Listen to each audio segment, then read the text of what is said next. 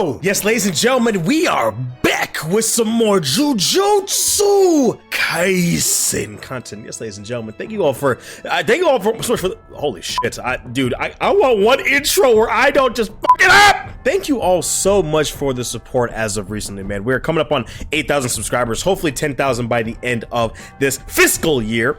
So I real quick just want to say thank you. But today, yes, we are back with some more JJK content, and I was sitting there thinking about some more content, as I tend to do, and a thought came across my mind, specifically Jujutsu Kaisen related, because obviously Jujutsu Kaisen is coming up on its final arc at this current point. Obviously, the manga is still going insane as far as it's one of the top selling manga of all time. It's one of Shōnen Jump's leading titles at this current point. It's consistently within the top 3 as far as different rankings, as well as viewership reception for the Shōnen Jump magazine and just other Japanese magazines in general. But I wanted to talk about today was specifically, how did Jujutsu Kaisen get so popular in the first place? Now, before you type out your answer in the comments, and I want you guys to, because I'm actually very curious to see what you guys think, I will tell you that season 1 of JJK, it was fine for me. I thought season 1 was good, but I did not fall in love with JJK until season 2 throughout. And when I say that, I did like what JJK was putting forth in the first season, and so I decided to read a little bit after, and I was absolutely addicted. I think I caught up within about maybe a week or 2 weeks, something like that. I got there pretty quick. And obviously, as you guys know, I primarily a JJK based channel, as well as Kagurabachi nowadays. So when JJK inevitably ends, my channel is gonna be going straight to the fucking gutter. I'm just kidding. I'll also be making a bunch of anime content and stuff like that. Maybe I'll become an Undead Unluck channel. I'd actually rather do anything else but that, to be honest. It's not even that I dislike Undead Unluck, it's just no. But starting off, I think one of the bigger things that helped JJK get its popularity going was its fight choreography. Now, specifically when it comes to fight choreography in different shonen manga, I will definitely tell you that JJK is some of my personal favorite. Gege, as rough as his art style can be, which I think actually has a certain charm and quality to it in and of by itself, I think that Gege, when it comes to hand-to-hand combat, is absolutely elite. When you compare himself to someone like Hirokoshi from My Hero Academia, My Hero Academia's fights are always this big, large spectacle. Every move, every movement, every punch is a big dynamic character moment. JJK, it's not typically like that. Very often where you see different pages or different scenes of characters just literally just boxing, just straight hands, and I absolutely love it. One of the personal things that caught my attention with JJK was the fact that the main character himself was quote-unquote powerless. Now, obviously, we know Yuji's a curse wound mutation, whatever.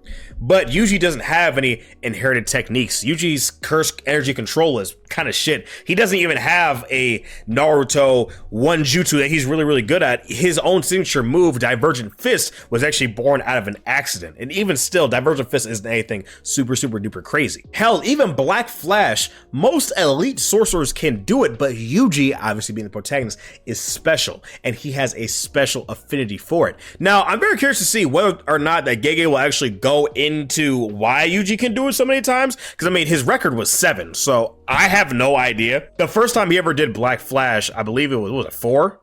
I don't know, something to think about. But like I said, as far as Yuji himself goes, he is a very on-the-ground fighter. He's a brawler, and I absolutely love it. Listen, fight choreography for me really establishes how much I will love the series. Now, again, you will have things like like a Ninja Kamui where it's like, oh man, this choreography's sick, man. Do I remember anything that happened before and after the scene? No, not really, because it was, written like shit. And I mean, then you start talking about 3D mechs and a bunch of other foolishness. Who gives a fuck, man? Oh my god. Dude, why are they putting Ninja Kamui season 2 in development? You could literally put that budget towards literally anything else. How about you have the Cowboy Bebop studio pump out something cool? That'd be pretty sick. Or, another video game adaptation like Cyberpunk Edge Runners. That'd be pretty sick.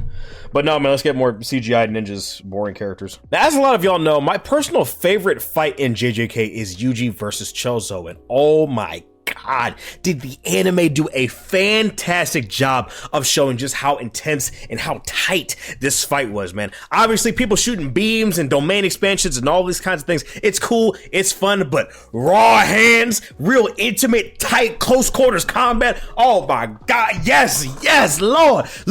Listen, even in like Marvel superheroes, things like the Fantastic Four or like Silver Surfer, Hyperion, Sentry, they're cool. They're you know what I'm saying? They're super strong. Captain Marvel, I understand they're star busters and all this kind of stuff. That's cool, man. But you know why Spider-Man is one of my personal favorite characters? Like World War Hulk lifting up a mountain range. That's cool, man. That's sick. That, you know, it's exciting, whatever, you know, or Thor cracking a planet in half or something crazy, right? Cosmic Ghost Rider, all these different things. But something that really gains my attention is Spider-Man, right? Fighting Morlun for 12 hours and doing his very best. Spider-Man's not a planet buster. He's not one to just break buildings with one punch or anything like that. He's very strong. Abnormally strong, but the big thing is that he's giving it his best, and he's not the strongest. And even when he's fighting against someone that is way more powerful than him, he will give it everything he's got. Ooh,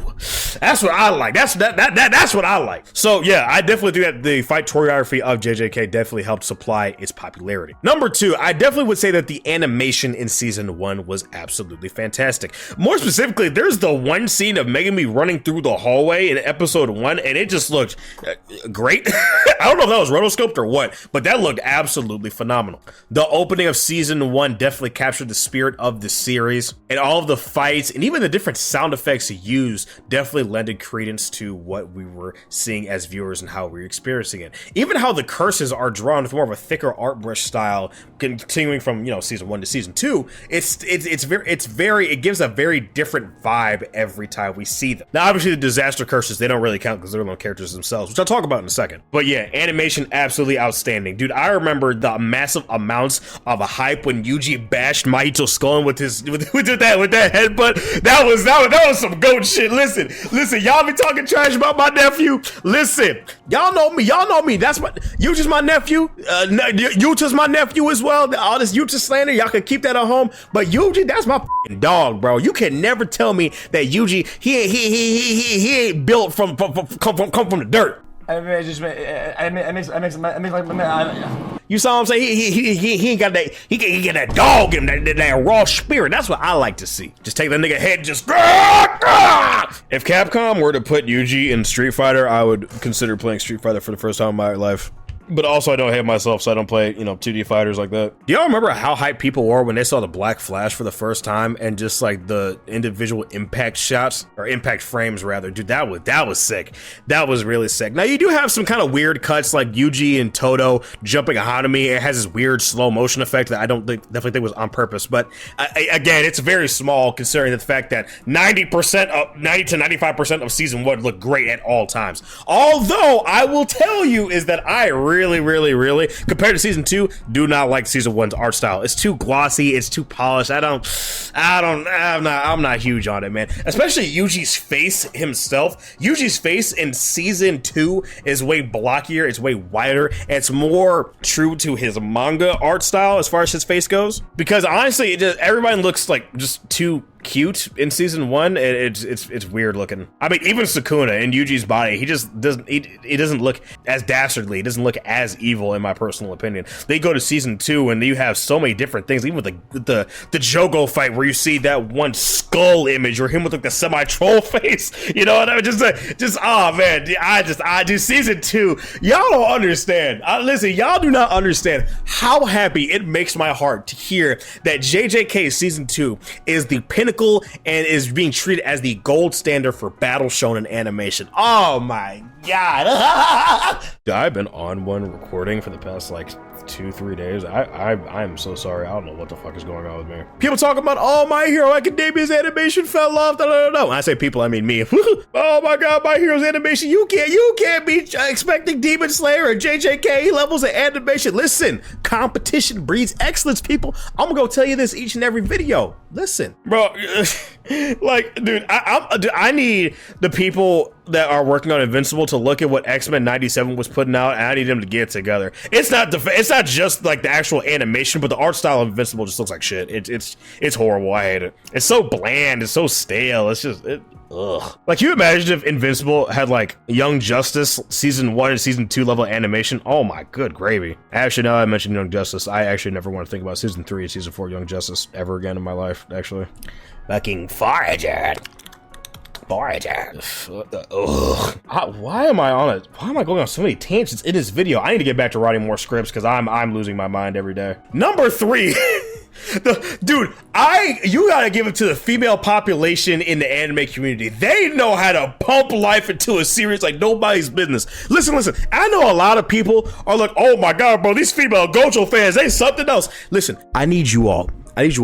Either one, go in a Valorant lobby for more than 5 minutes and put on your best like corpse husband impersonation. Hey guys, what's up? I talk like this.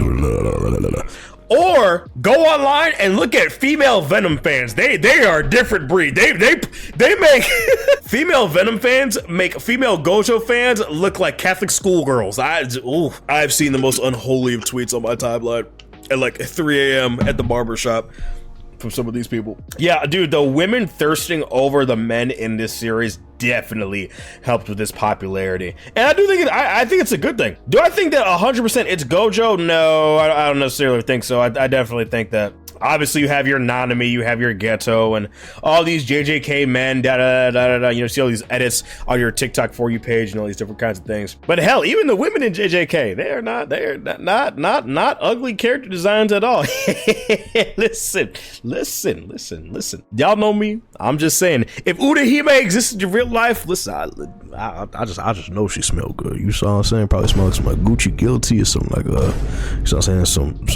You saw what I'm saying? Probably smell like some Victor Rolf, a little something grape, a little something sensual. Listen. If I ever catch a Urahime cosplayer within 10 miles of me, listen, go get the baby oil, go get my muscle relaxers, and then go get a honey pack and 5 rhino pills, because y'all know what timing I'm on. I need to stop.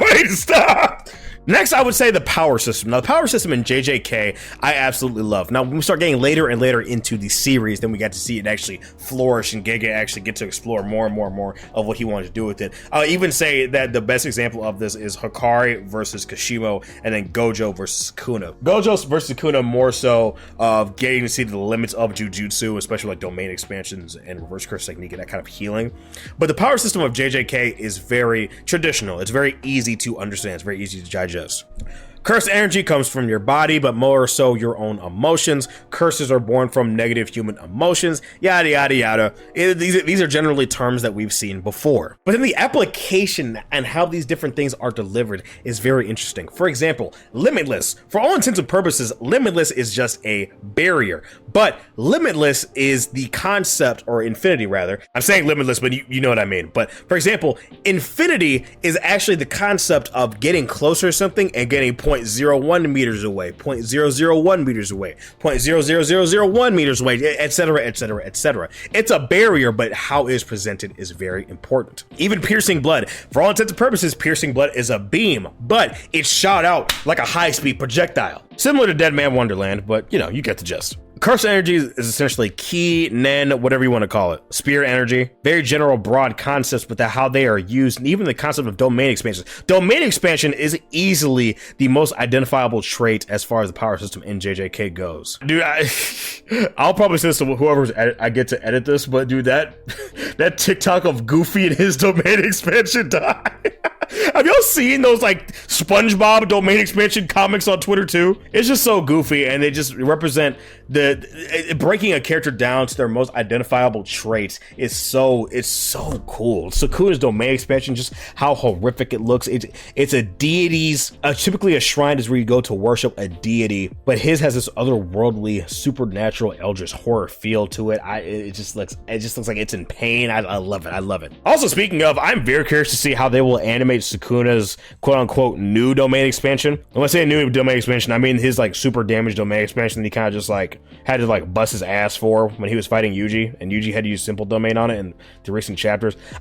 Dude, I've seen some colors of it. It looks absolutely gnarly. I have no idea. I hope it's not CGI, but if it is, it's not gonna be the biggest deal in the world. Next up, I would say would most likely be the art style. Now, I have gone on record saying that actually I do not like JJK's initial art style. It felt too clean. It felt too sanitized for me. It just felt very generic. I didn't really care for it. To me, it didn't feel like JJK had its own individual identity. It just felt like I would just open up a generic manga or manhwa, and this is the first thing I would see. This doesn't speak to me how the author would be, right? And typically, when the first couple of chapters, that's traditionally how it goes. It's the first 1 or 2 chapters trying to make the best impression possible, so you're gonna bust your ass to make sure these 20 pages or 40 pages are gonna look as best as possible to reel people in. I've even said that JJK's manga initial style looks kind of similar to Haikyuu's manga style for a little bit, but then you have certain manga authors who their style will evolve. If you look at Kagurabachi's,